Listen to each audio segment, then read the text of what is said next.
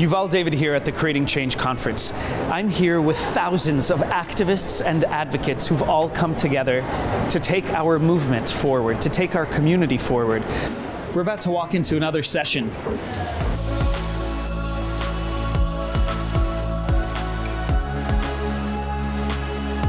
Why is LGBTQ advocacy so important?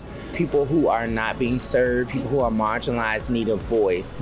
And typically the LGBT community does not always have the support that they need or that we need. So we have to go within our own communities and find people to give each other that support.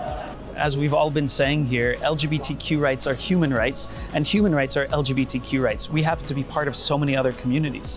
Allow you to be you, and you advocate the awareness, and you advocate the narrative to send the message that you want. No matter how different we are, we're all unified because we are a movement, we're a community because of how we love and who we love. It's a human right to be who you are. And Brogan always has amazing fashion sense. Every year I see them here, and it's just great. So we tend to be very active towards everybody else, towards the exterior world, but we forget to reach to the ones who are near by being a better person every day and by acknowledging different histories. You are advocating.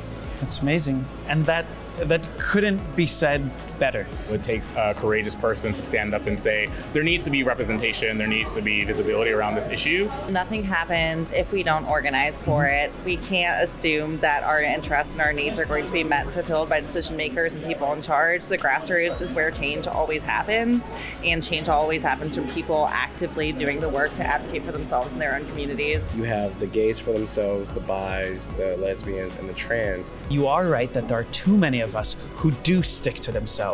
The trans community, as you said, has completely been left out for so long. Yeah. But that's what we get to do through our artistic process. Yeah. We get to share stories. When we reveal these stories, we're able to turn it into a positive, to say, okay, that happened. Yeah. That's a fact.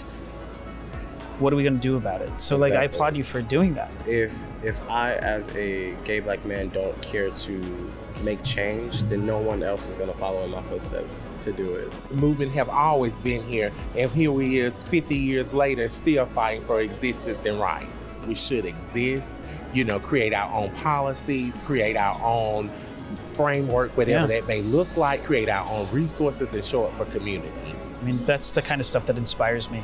If our needs are not being met, it causes harm.